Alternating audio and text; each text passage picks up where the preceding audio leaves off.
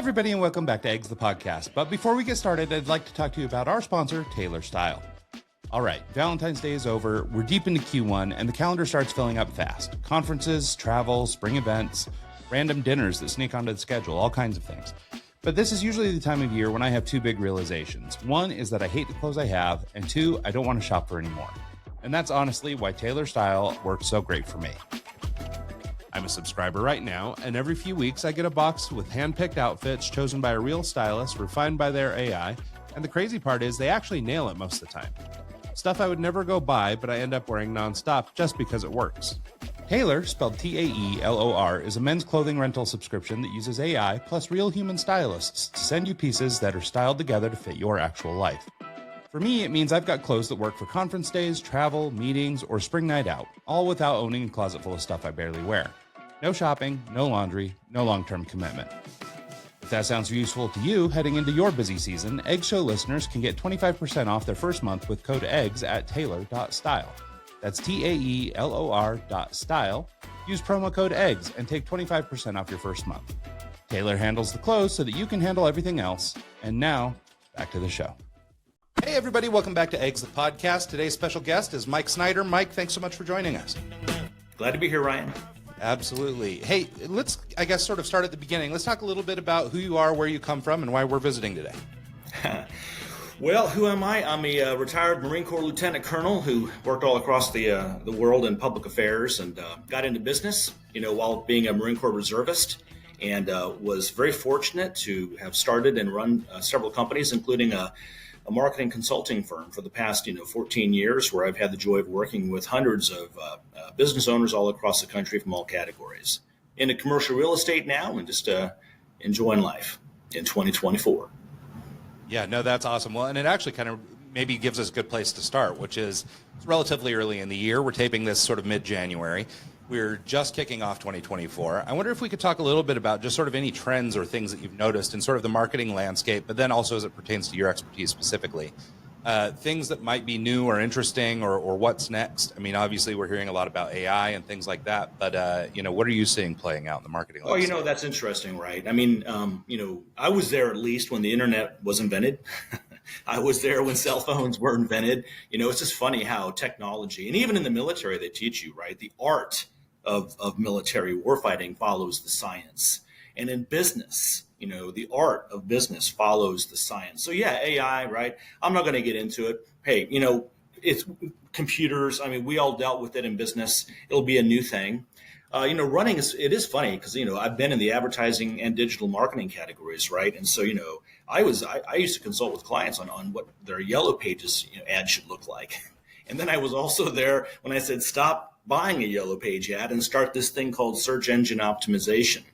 And so, yeah, companies absolutely ought to be taking a look at AI. It's on the radar. We're using AI in our businesses to write blogs and get, and digital art and stuff like that. And so it's impacting us. But really, I would just say at the beginning of any new year, the strong question for any business owner, any business executive, any business manager out there, anybody who wants to aspire to any of those positions, is how can we think strategically now that we've got 11 and a half months to go, rather than act tactically? Because that's the tail wagging the dog, and AI is one of those tactical areas. Now, you might even, in a SWOT analysis, consider it a strategic opportunity or a strategic threat, in which case maybe it is strategic for you. But otherwise, it's just another tool like, PPC or social media. And those tools are endless, by the way. Yeah. No, I think that's actually a really great point, this idea of thinking strategically first and not acting tactically. I think especially as it pertains to things like AI, or, in this case it's AI, but, any marketing flavor du jour, whatever the new thing is. People tend to jump on it whether they need it or not. And you saw this a lot with social media early on, right? Which is, we've got to get a 14-year-old to run Twitter for us because, by God, we have to be on Twitter. And so you saw a lot of people jump into the marketing space using a tool like a Twitter or a social media platform or whatever, name your platform. And the reality was they didn't do any strategic planning prior. They were just like, this is a new delivery channel. We need to use it. And didn't really think that much about it. So I think that's a really, great thing to sort of point out or talk about, is this idea of thinking strategically. Yeah. You mentioned the yellow page ads, and it took me back to forever ago because I used to actually have them. I would people would actually like change their business name to start with an A to be first on the list, and then pay for extra, like an inch by an inch larger actual ad in the placement, and 2 or 3 locations under different titles. That was the strategy back then. Now it's all almost online.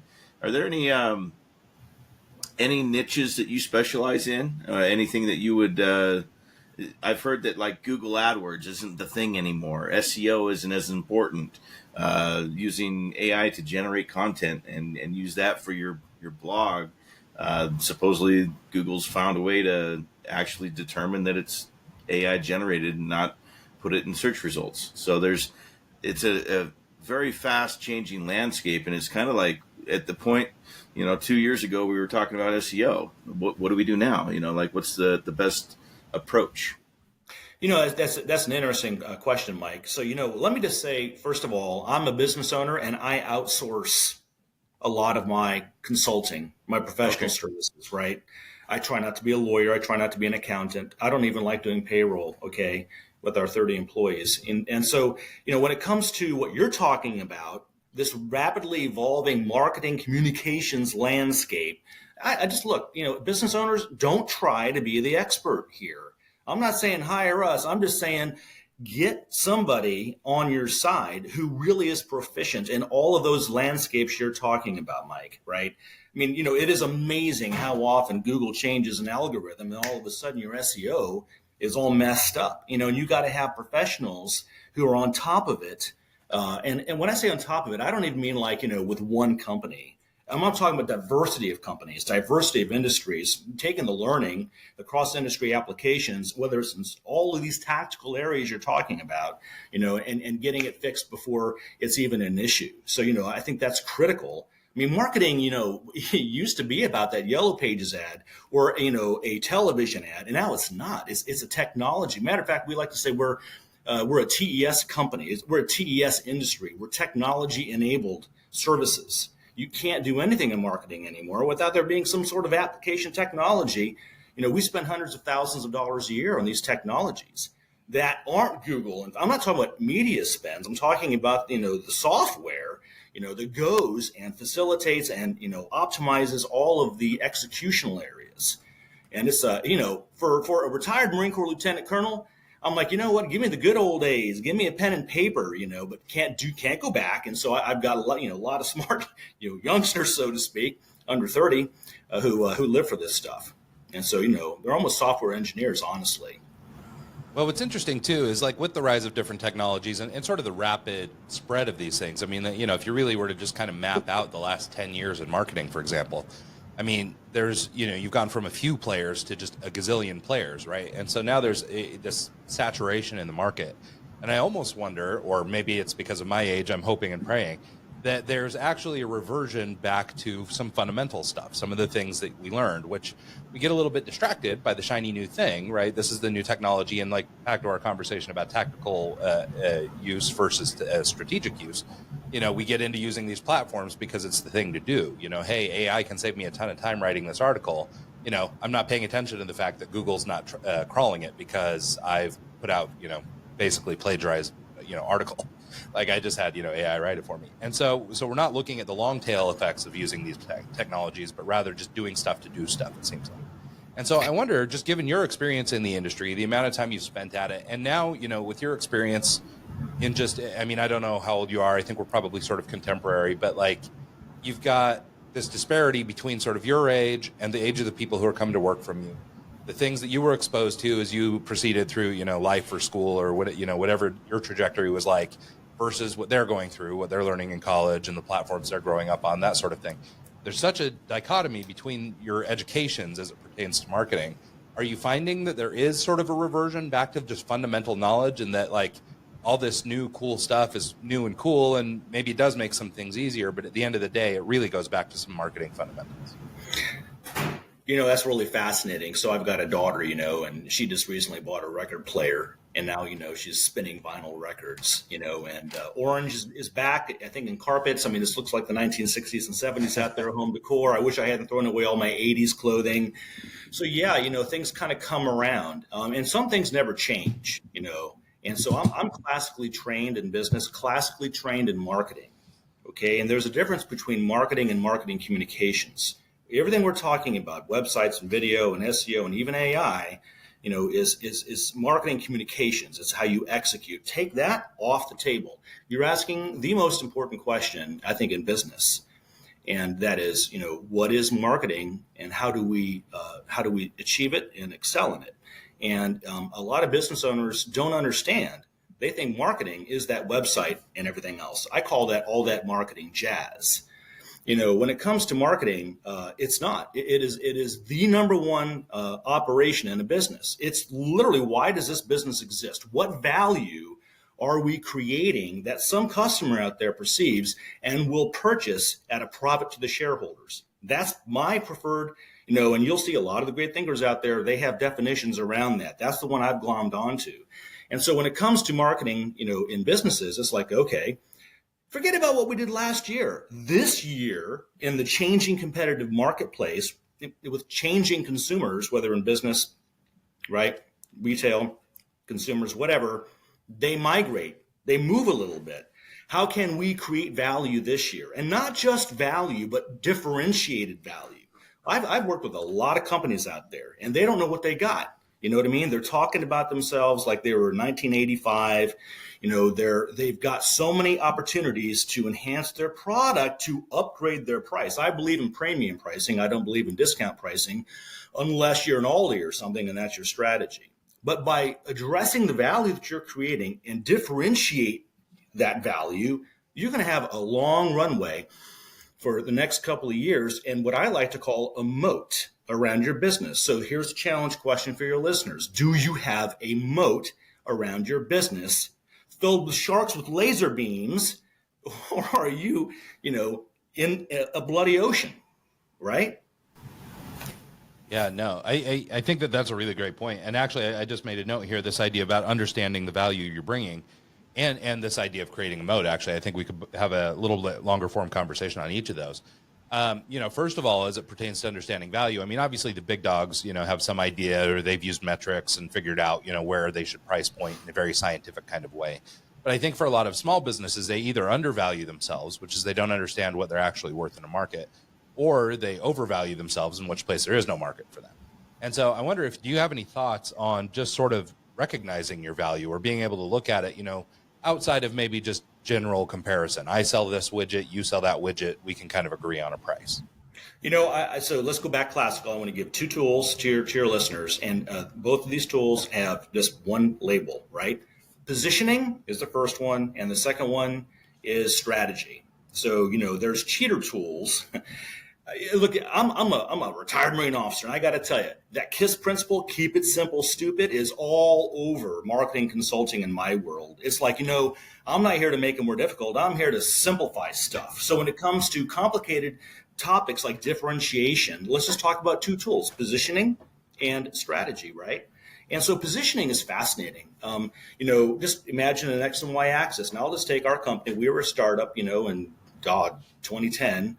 And we were in Wichita, Kansas, and we were an advertising agency. So our X and Y axes look like, advertising agency on the X and Wichita, Kansas on the Y.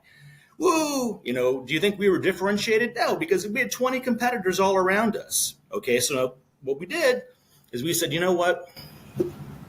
Nobody wants to hire an ad agency. Business owners don't even understand what ad agencies do. So let's relabel ourselves. Now, the insight here is just talk about yourself differently. So we became a new label on the x-axis. Instead of saying advertising agency, which was our, category, according to some government label, we described ourselves as an outsourced marketing department. And then we changed the y-axis, which used to be a geography, and we made it a behavioral or psychographic. We like to say, make your x-axis product oriented and make your y-axis market oriented. So we started a label called Entrepreneurially Minded Principles. Entrepreneurially Minded Principles. There's no rule on what your labels look like when it comes to your positioning analysis, right? And so when we changed our labels, it moved all of our competitors from us into what we call the death quadrant. Did we do anything different operationally? No. Now, what we did do, though, in our marketing we differentiated ourselves and then we activated it in our marketing communications. So when we started talking differently, I mean, prospects, we started killing it in sales because we were talking differently. And Bob and Henry running an industrial firm, or a manufacturing firm would sit down and go, no one's talking like you guys. You guys are really making it simple for business owners to understand what you do. I don't have a marketing department. I want a marketing department, or at least the resources that come with that. How much does it cost? Let's go. Yeah. No, I love that. And I actually, even in my own business, this is something we've struggled with, this concept of differentiation. I mean, we run a subscription-based design agency that's designed to support agencies like yours or big marketing companies, big ad agencies, especially right now in a period of layoffs and things like this, where you're seeing a lot of people coming and going in these different fields, where basically we're a totally outsourced team with our own project management, our own design team, and our own copywriting team. We're basically a little agency in a box. And you can strap us on, we always say, sort of like shark to pilot ship or pilot fish kind of relationship. So we'll be your little guy and we'll just glom onto you, and we're a little white label service, on the design front. So, but I mean, I've been doing this since 95, and it's taken us that long to figure out who we are really, because until then we've been every variety of creative agency, design agency, branding agency, blah, blah, blah, blah, blah. And, and we've tried all these different things. But the one thing I wanted to touch on is, how do you reinforce this change, I guess, across the company? So we're kind of a small organization. We're just like what we call a virtual agency. So we have a couple core people in the middle, and then we build out, big networks of freelance providers that help us with all the other stuff. And so that way we can bring in the appropriate expert for the appropriate job. And that's the way we've decided to model our business. But for somebody like you that's got, even 30 people in house, how do you take this change, going from, hey, we're an ad agency, or hey, we're a marketing agency, to now this entrepreneurial focused language, from the top down? How do you I guess, inject this new ethos into your people, or get them to talk about you in this new and exciting way? You are pivoting big time. And, you're going into the really hard stuff, which is managing people, and so I say, and there's a book where all this is, by the way, Ryan, the tools, the models, and all the resources. But one of the chapters, the final chapter in the book, is basically all about what you're talking about. And how do you get this change to happen, and who owns it? Well, who owns marketing, right? It's got to be the business owner or the president that is hired, to run the business. And that's who owns marketing, and that's who owns the culture. Now, look, I'm a servant leader. I believe in servant leadership, which is, you get people involved and you let them have a say at the table, and, you seek their insight. At the same time, you know what I mean? Because Marines, you got to look at, I'm sorry, I can't talk about marketing and the Marine Corps separately. They're together because you're both trying to win, campaign and win, right? Mm-hmm. Using the tools that you got, tools that you don't even have. So, when it comes to Marine officers, they're supposed to know their people like their children, inside and out. And then you know what they got to do? They got to say, go assault that machine gun nest. Okay, so in business, it's the same thing. I'm going to know you inside and out. But at some point, I'm the boss, and this is what we're doing, period. And so when a case in point, and I've seen this a couple of times, oh my gosh, it's so fun to see this in action, because it's kind of scary and thrilling. Like, you got popcorn, you're watching a movie. How is this going to end?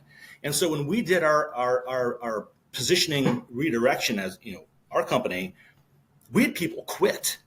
Well, I don't want to be that. I want to be an ad agency. I want to have all these fanciful designs and make everything really pretty. And we said, no, we're not that. We're the marketing department for, companies that want straight business, but differentiated and somewhat creative, but not that way. And so we had people walk out the door. And then we had to change how we were recruiting account service people, right? The young marketers working, because, they had to be oriented towards a principal and not a marketing director, blah, blah, blah, blah, blah. And so it did, change the way that we ran the human side of the business. And if they didn't like it, or if they didn't see themselves like that, well, there's the door, And so eventually, if there's going to be a hard turn in the business, and we've talked about positioning, we haven't talked about strategy yet.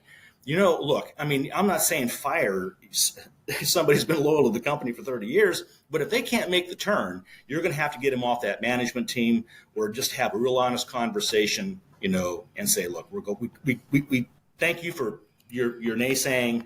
We're past that. Stop. All right. Well, Yeah, no, I think that's really smart. I mean, I think there's so many businesses that actually don't go through with the pivot because of employee say, versus following through with sort of their hopefully leadership who is hopefully visionary.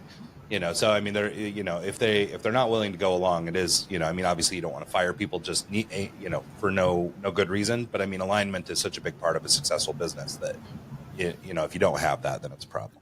Yeah, there you go. I mean, it sounds good in a book, getting all the right people on the bus, getting all the right butts in the chairs, but it's really hard to do it. And to sustain that conviction culturally, for instance, right? Well, let's talk about culture for a second. So, most companies have lousy cultural documents. They have no cultural strategy. We got ours from Netflix years ago. I mean, it was 120 page PowerPoint that we came across on how to maintain, an entrepreneurial culture in the face of growth and to avoid chaos and creating too many rules, blah, blah, blah, blah, blah. And their strategy was this thing called stunning colleagues. Well, we stole that, thank you very much, because they probably spent hundreds of thousands of dollars on this, cultural statement, and we got it for free because somebody put it on the internet. And so, our company's culture, our strategy is, and ask yourself anything that is, what is your strategy for your culture? Ours is stunning colleagues, right? A strategy statement should be no longer than 3 words, short. Anything longer than that, like, our culture is about having people of integrity who provide value for our clients at price points they can. That's not a culture. That's nothing, actually. It means you're in business. You're honest people. Thank God you're not criminals. Why put that in your cultural statement, And so we're like, no, we're a culture of stunning colleagues. We make mistakes. We clean up quickly. We maintain the edge. We're not going to tolerate mediocrity. Mediocrity gets fired. I mean, that's a direction. People go, I want to aspire to that. And so, part of, if you're going to have organizational change, you really need to have a cultural statement or a strategy that supports that. But that's complicated, and that may take some time to get to. Yeah. Sure. So we talked about positioning. Let's talk about strategy. You brought it up. What's some? All right.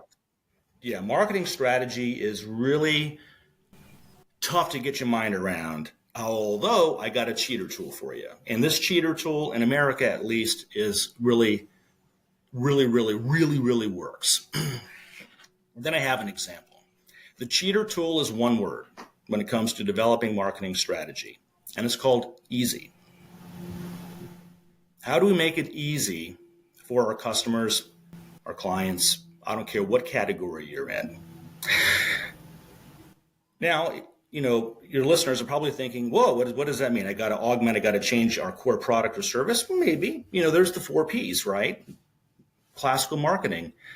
Product, price, place, and promotion. So, yeah, if you want to take your product and you want to make it easier, you can. You want to make your price. For instance, just take a couple of cases in point.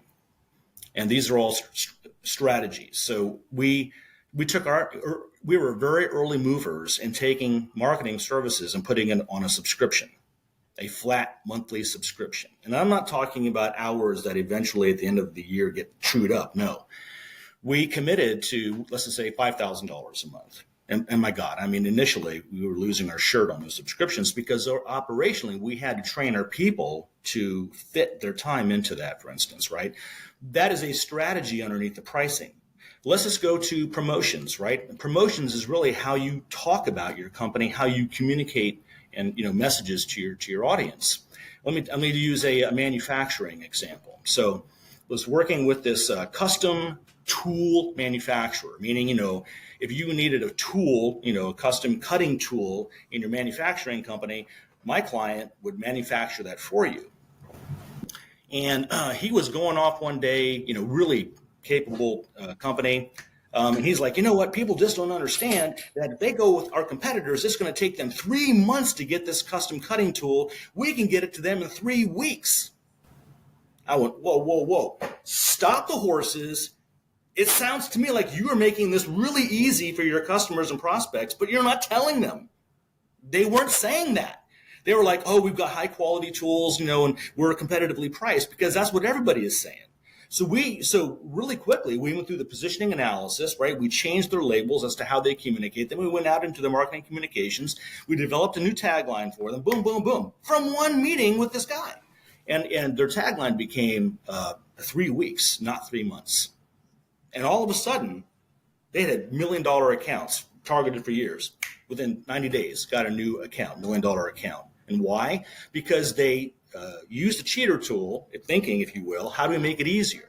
They were already doing it. It wasn't anything they had to start doing. They were already doing it. Well, time, speed of production, right? And so speed became their communication platform, and they won just by changing the way they were talking about their company. And they had it in their pocket the entire time. They just don't know. A lot of times, folks just don't know what they got. Yeah, and no, I think that's true. I can see that stuff. Yeah, no, I think that's true. And I think, especially that example is really good because you do get kind of lost in a sea of marketing and advertising and stuff that always kind of looks the same, right? I mean, it's always stating the obvious, or I guess the expected, right? I mean, you're telling me you're good quality, but like, no, duh. If you're not good quality, what are we doing here? Or if you're not, the best whatever, or if you can't do X, this is the whole thing that we're buying you for. Like, of course, like those are all the givens, but what can you do that is the thing, And so in this case, it was time, but I think it's really important to be able to uncover. Let me clarify one more thing on that. That's really important because you're kind of talking about tactics and kind of going back to the good old days.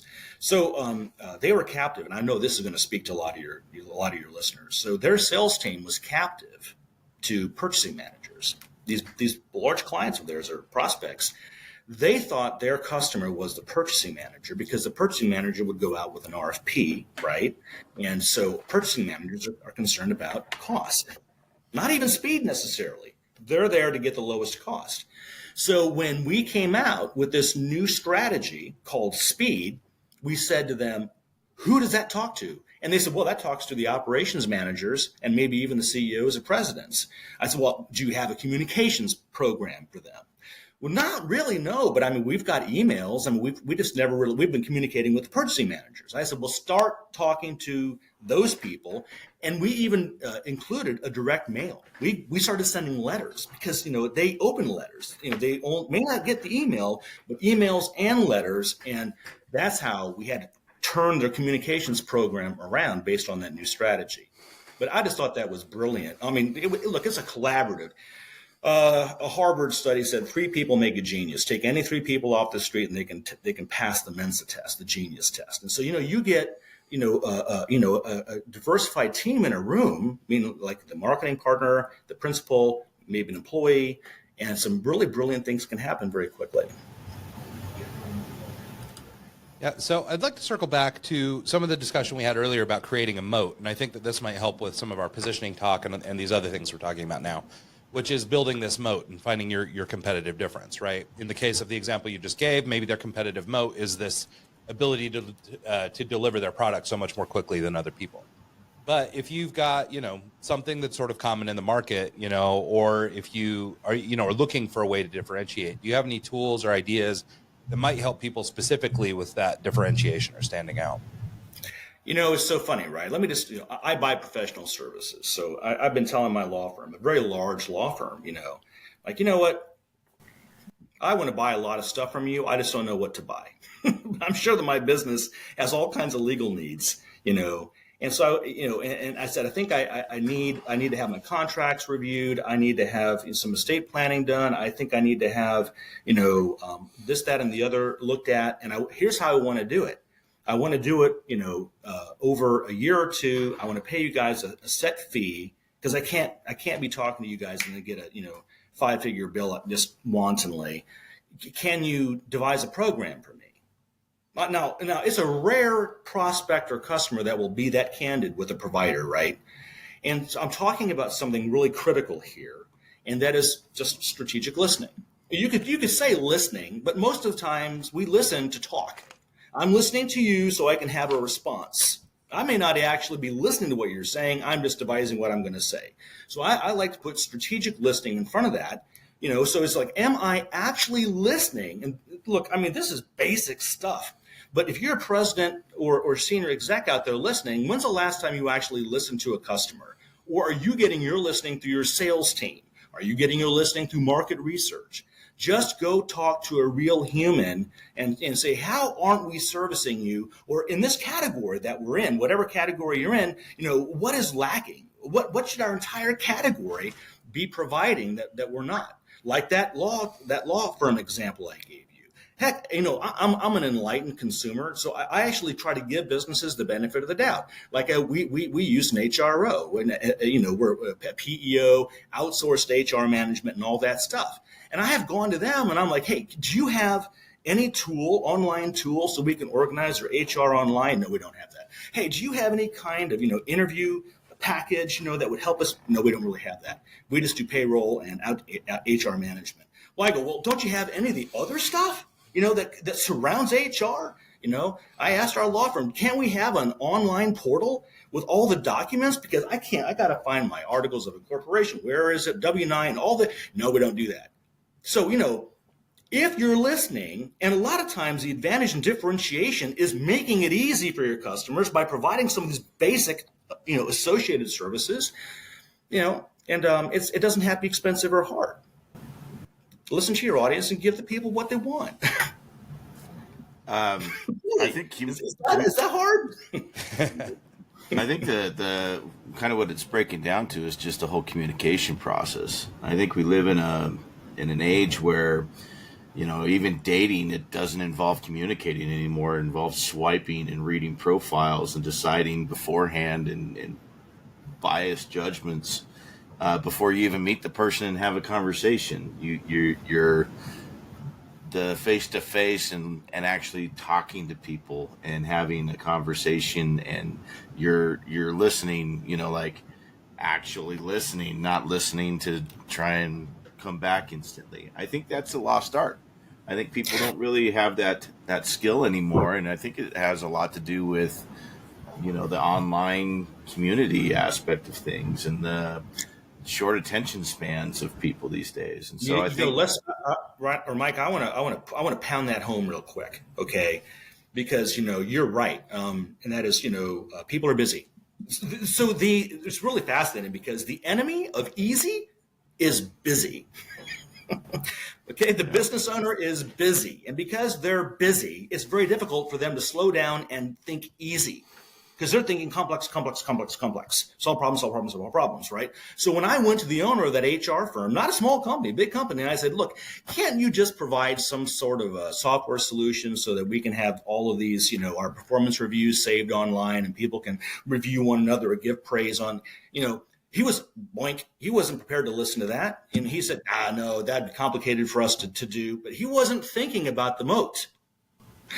First of all, if he had done that, and no one else is doing that, then guess what? He is increasing his retention of this account. It's becoming sticky. The claws are getting into the client, right? But they don't look at it that way. They're not thinking retention. They're thinking acquisition. I got to sell something today. Well, the number one rule in revenue is don't lose the clients you got. Okay. And then also, it may be a small thing, but in America, where we have first world problems, and I got employees and managers on my butt who want an online, solution, I'm willing to pay for it. So I even told him, I said, I will pay you more money. Just tell me how much I got to pay you. Isn't that amazing? So premium price point, client retention, client delight. And he said no. And I'm not the only company out there. God, every company needs an HR management software. Mm-hmm. And HROs are. No, it's true. And I think like Mike's saying about just communication in general and being a lost art, I think is right too. Is just that we've crafted this society, and it's funny that we're hitting busy so hard. Because I think a lot of us are busy, but it's like artificial busy. We're not busy with real stuff. We're busy with Instagram. We're busy with social media. We're busy with all the conveniences that technology has brought us, has actually made everything so easy individually that collectively it's very busy. And so we're caught up doing a lot of stuff. Maybe Mr. CEO is busy. Maybe he's got to get to the bank and he's got to talk to the financiers or the investors, or, maybe he legitimately has stuff. But you're run-of-the-mill, small business owner, who is wearing a lot of hats and doing a lot of stuff, can be easily overwhelmed with all this stuff, So there's a little bit of like an artificial busyness. Also, I think we, also to Mike's point, are crafting a society where we communicate in little bits and bytes, and we try and be clever, and we're just, we're too busy thinking about the response before we, even hear the question.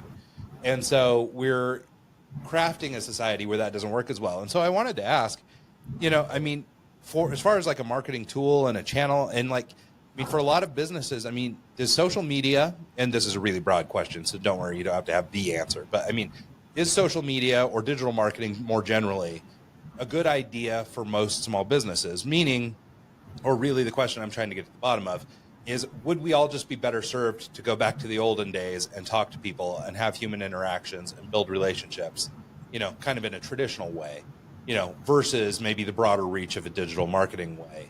Because I just look at, again, looking at my own business, I'm going, okay, well, I'm not going to win a lot of business on social media because I have a complex product or an important product, and I need to have a conversation with some agency owner or creative director or an executive manager of some variety who's going to talk to me about their, agency has got overflow and we need some creative resources. So I'm going to have a conversation with somebody. They're not going to see me on Twitter and be like, okay, well, we're going to fire off that $15,000 check. Here you go, buddy. It's just not going to work for me. So I'm wondering, if in general terms, do you feel more strongly or more powerfully about human interaction, or sort of, getting back to some fundamentals again, this idea of better communication and things like that? Wow, man. I'll tell you what, I got a good are we going to answer. be just fine if we just kind of keep pushing the digital line? Well, let's just, it's not a yes or no kind of response. It's a shape. It's a shaping response. If you shoot, your rifle all directions with enough bullets, you're going to hit something, but that's going to be very expensive and it's going to take more time and look stupid, right? At the same time, never forget, I think it was United, that old United commercial, where it's like, we've forgotten who our clients are. And so the sales team at United, that were getting airline tickets on their own to go and see their clients, right? So on one hand, you've got social media. On the other hand, you've got your sales team, for instance. Well, so which is more important? So there's two things to bring up. One is called media richness theory, and it's a marketing principle, which says, of course, meeting face-to-face conveys more information than a letter or an email. And it's just because, of course, we can see hand gestures, face gestures, nonverbal communication conveys a crap ton of information, not just words. On the other side is the decision-making process, right? There's a model for that. And it says that people have to go from awareness to understanding to interest to desire to purchase, and repurchase, a 6-step decision-making model. And so, yes, on one hand, the classical approach of having people talk to people is going to be most effective. At the same time, it's going to be towards the end of the decision-making funnel, not the beginning. We know that 75% of business owners, do their purchase research before ever contacting a salesperson. So therefore, I come to the end of my answer. You have to have a broad marketing communications platform to give the people what they want. They want the ability to research stuff online first. And so, it should all lead towards communication with a very well-informed salesperson who knows, they've done their research, and now we're going to go in for the closing decision. Now, when it comes to marketing communications, unfortunately, the answer for most businesses is you have got to be putting out content all the time. And I don't mean just like blogs or social media. I'm talking videos, talking about, research papers. Whatever that looks like, but you got to be putting out a lot in rich media format, audio files, podcasts, videos, and not just like product videos. It's like, look, man, I want to have a video series featuring your engineers. Have your engineers talking about this process or their background or anything that differentiates. Because if you're a manufacturer, for instance, and your competitors aren't doing it, and I know they're not, but you are, and your prospects are like, I like the way that engineer thinks. I need that kind of perspective on my team. And the sales team, they're not going to be preaching up their engineers. So let marketing communications do the work. And that might be under a strategy, because everything you do ought to be underneath the strategy. Yeah, I was going to say, and that kind of lends back to that idea of strategy, right? So it isn't, like you said, it's not a yes or a no. Do we use digital marketing or in-person marketing? It's both. And, but what do we do it for, right? So we're meeting in person strategically because it makes sense to rub elbows with people every now and then and look people in the eye. Where we also can use marketing channels, Twitter's, Facebook, so social media or whatever, to share content. but not content for content's sake, rather content that feeds a strategy. So we want to show how great our engineering team is, or we want to humanize our back end people who you don't really see, or we want any of those things. I was actually going to say something about that, Ryan, because creating content for content's sake is a huge pet peeve of mine. There's a banking institution that I follow here locally. It's a local, smaller kind of, credit union kind of thing. And they'll walk up to their tellers and do a TikTok dance. And it's like, how is that serving me as a customer? How is that helping me learn about your home equity loan, your whatever services you provide? That kind of marketing drives me nuts. Well, and what's worse is it could actually be working against you, right? In your case, you're turned off by this. And so getting that message, I mean, you might look at that and go, God, these guys aren't very professional. I mean, can I trust them with my home equity loan? It could actually work to their detriment if they're not actually, pursuing a strategy that makes sense. Yeah. So, and if there's, go ahead. As a marketing guy, I can tell you, so I would hope, I love your example, right? Because you're talking about a tactic that, outside of strategy doesn't make sense. But if I were to go to their XY axis and their product, look, they offer banking products, right? So let's just say that there's no real differentiation there. So the differentiation in their products on their product axis could be, the label could be likability, the likable bank, the bank people like, the place people like to bank at, likability, like. Now, the tactical execution of a strategy of likability is that TikTok-like thing. But at least they can communicate that, and hopefully it's uniform. It's broad. They're executing against a likability strategy broadly, so it wouldn't be as weird as just seeing this. What the heck? Well, and to that end, right? I mean, if the company was supporting that all the way through, right? So again, back to our strategy and our positioning conversations. If they're positioned as the company who's likable and a little bit silly, and their commercials or the ads that they put out are a little tongue in cheek or whatever, and it fits the personality of the brand, well, then it doesn't seem odd at all. It won't bump you. But if the problem is that they seem very professional, all their ads are in business suits, and they look like they're ready to just do serious business, and then you've got, the secretary Molly down the hall doing a TikTok dance in the way, you're going, well, what's going on with Molly? Like, how come she's not as serious as everybody else?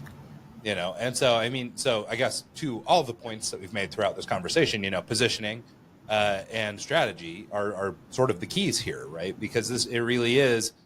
It totally just changes the tone entirely of what this stupid social media content is, right? I mean, if they're funny people and we know them as funny people, it's not weird when they be funny.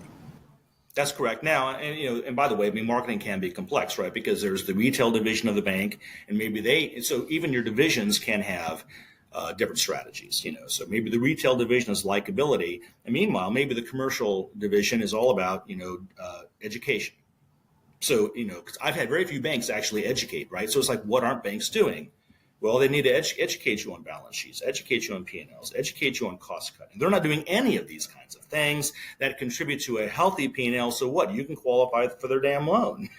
Right. Okay. Yeah. So, even your product divisions can have different strategies. Yeah, nope, I think that's right, and it's probably good to kind of point out the nuance there, that it's not always so simple. Maybe in the frame, or through the frame of the small business that makes one widget and this is our thing, you might have a little bit more simplistic approach. Where if you're a marketing company, obviously the commercial guys are lending to different folks than the retail guys, so so it makes sense that they might have alternating strategies or different strategies. Or maybe there's like a global brand strategy, and then there's, different, by division. Totally. So lots of different ways to look at that. So I wonder, we're getting into maybe the last quarter hour here. I wanted to talk a little bit about, you've got a new book out, The Great Marketing Lie. I wonder if we could talk about your book and, just sort of what one might find in it, and a little bit about the process of creating that. Well, so interesting. Thank you for asking that. So there's a story behind it. So I had a great opportunity several years ago to teach an MBA class, right, at a regional university. And so they gave me this book to teach from, and it was, about strategic marketing, and it was 800 pages. Oh, geez. I didn't have marketing, in this MBA class. They were full of purchasing managers and HR managers and accountants and lawyers, and none of them were marketing people. And I'm like, damn. So it was like death by marketing definition. 800 pages of just, you need to know this, need to know this. And the one thing that the book really didn't teach were the fundamentals, not in any kind of clear way. And frankly, I did not even concur with some definitions of marketing plans or marketing strategies. A lot of times people make things really complex.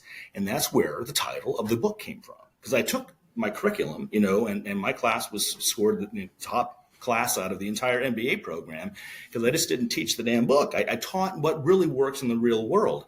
And I still taught. I gave quizzes on the book. Don't worry if you're listening, they're Newman University people. But that curriculum became basically the outline for this book, The Great Marketing Lie.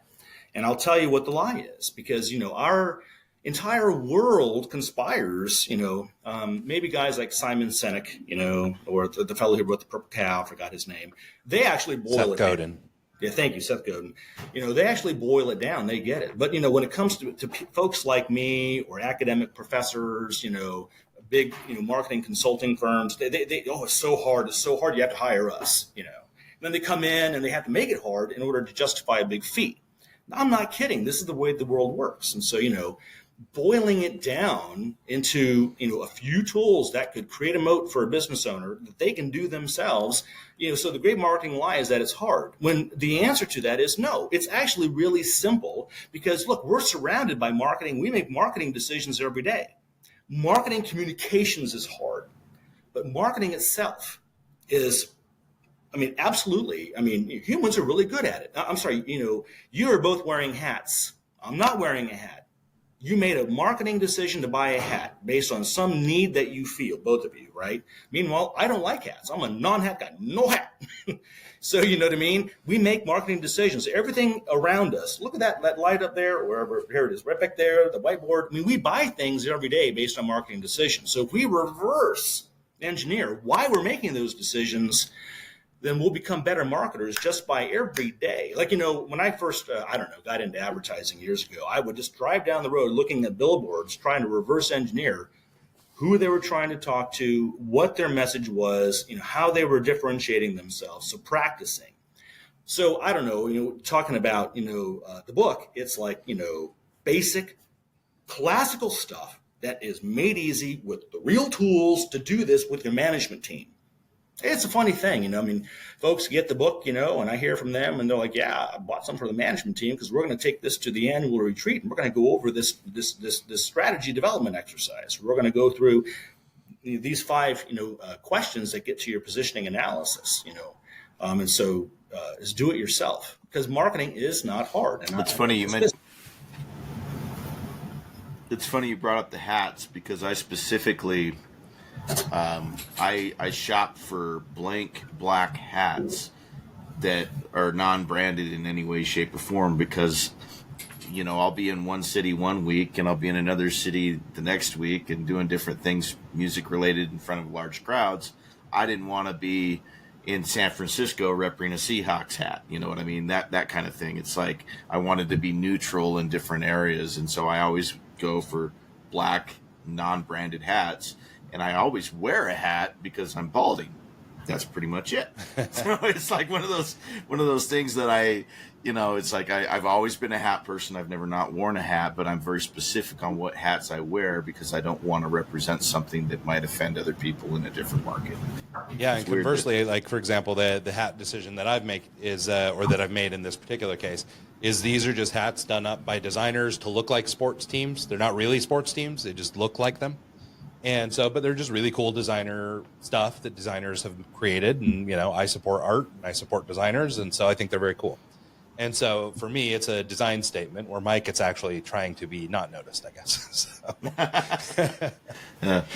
So anyway, but no, so it is really interesting, because you're right. We do make marketing decisions all the time. And it's funny because you guess you don't think about it, right? But even as we sit down and just take, I'm still broadcasting from my desk because of the shoulder issue I've been having, but I'm using blue lights. I'm using, I've got a piece of artwork sitting back here. I've got, these different things that I've done, and those are all to your point, marketing decisions, right? These are all things that I'm deciding to put out there. I want people to see this little illustration I did. I want, people to see the cool hat brand I'm wearing. Whatever it is, and so that's kind of marketing, or I guess the final output or the end of a marketing decision, that people are getting to see. I mean, even my little water jug, people don't see it because the camera cuts away, but I mean, I have a Liquid Death water jug. So even when I'm not drinking a can of Liquid Death, I've got my Liquid Death water jug. And so, but it's branded water, or my Dutch Brothers cup that I'm, lifting up every couple minutes, and so it's funny because even for myself as somebody in the industry, and we work more on the design side than the marketing side, but I mean, a big part of our design is, living up to marketing strategy. So, so even given my relationship to that stuff, I hadn't viewed even those decisions as being marketing choices on my end, so I think that's a good way of looking at things, or another, a new lens to look through for maybe a small business owner or somebody who just wants to think about the way they're putting themselves out in the world. I think when it comes to, it's unfortunate, it really is, because, every company in the world is, and I don't care whether it's a nonprofit, government, it's all founded on marketing. You are providing some value to somebody who's offering you either their loyalty or their money. I mean, they're following you by way of, you're persuasive, and they're voting for you, whatever it is, So every company in the world does marketing, but marketing is really one of the most amorphous and least treated areas of a business. Operationally, maybe there's Six Sigma, or there's, certifications, and all this other stuff, right? Financially, there's audits, and there's, optimization models, blah, blah, blah. But when it comes to marketing, it's very, very, very difficult for a small business owner to say, okay, there's lots of books on it. I mean, we talked about Seth Godin, and Simon Sinek, and I absolutely love, the why factor, and that's actually in the book too. But when it comes to like positioning analysis, the important stuff, and marketing strategy, cheater tools, and the art of storytelling, because so many people don't even know how to talk about the product or service of their business or their brand, And so, we pulled together the best of our learning over the years and put it into that book. And so really in that book, and I'm not trying to sell the damn book, you can get it for free, and I think on raptors.biz. Okay. So, you can download at least a good many of the chapters, go do it. But when it comes to taking a young management team, and they come from other disciplines, and unfortunately, who tends to be the marketing manager? Some glorified graphic designer. Dude, it, okay? And you do great design, or you can do some website and some design, or maybe just, we call them unicorns, but they're not strategic thinkers. They're not going to get in management space. They're not going to say, look, we are leaving money on the table because we need to augment our product, or we need to do things differently around here. They're not going to be that kind of voice. Yeah. And so, you throw a book, which is really a roadmap to get a moat. When we talk about that, get a moat in your business, and it may take 3 to 5 years. Would it be nice to actually have, here's our roadmap in our marketing to execute over the next 3 to 5 years, and we're going to be winning incrementally. And by the end of that period of time, there's a moat. You need a moat. Yeah. And where's well, for and that? I think it's a good point, right? I mean, to sort of use this moat metaphor, I mean, eventually you have to dig the moat. Somebody's got to dig this moat, right? You don't just often find a place where you've got a moat. I mean, unless you have island access or something, so I mean, so you're in a position where you've got to dig your moat. So it makes sense that, even if you have started a company, and maybe just by virtue of your product, you've got a moat just naturally. But for a lot of businesses, they don't. A lot of people start businesses based on a skill they pick up, or something that they like to do or whatever. And a lot of people may like to do those things. So it is really difficult to differentiate. And so if you've got to build a moat, purposeful thought about that is critical. And I think, maybe a book like yours can help, elaborate on some of that stuff for people. Because I think, even if, we were talking about the 4 Ps earlier, but I mean, really just this positioning one can do so much for you in terms of, building your moat, helping you resolve a strategy, even all the way down to your pricing and things like that can really sort of be devised by positioning and by knowing who you actually are. And you said it just moments ago, but the reality is a lot of small business owners don't even really know who they are. They don't know what they do or who they do it for. They started a business because they like a thing, or they build a widget because they had access to a buddy in China or whatever. And they don't even really think about who they are or what they do. And so I think, either through tools like yours, through this book, or maybe through this podcast, people get the spark to go, you know what? I just need to take a few minutes and be introspective. And to Mike's point earlier about sort of the social media environment, the world we're living in, I think it is harder to convince ourselves to take the time for ourselves to do these kinds of exercises, because I think a lot of us feel like we're busy and we need to just keep moving. But I think that there's some real value in stopping and thinking and doing, and then getting back to work. Well, Ryan, I think you're looking, wow, this is fascinating. You're hitting on something really important. God bless it all. At the same time that I'm saying, oh, we need to create all this content because, of course, the decision-making model and all that.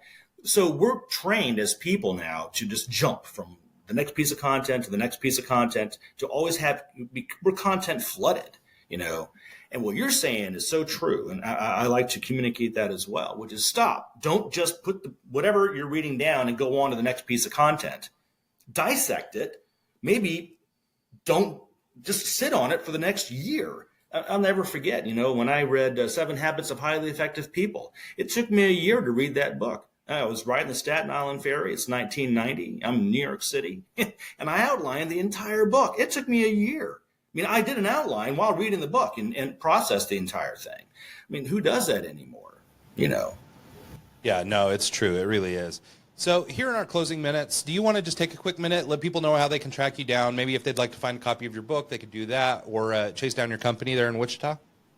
Well, I appreciate that. The Great Marketing Line, 6 Truths for Biz Owners and C-Suiters, is available on Amazon and Audible. You can communicate with me through rappers.biz. Rapper USA is a strategic marketing consultancy.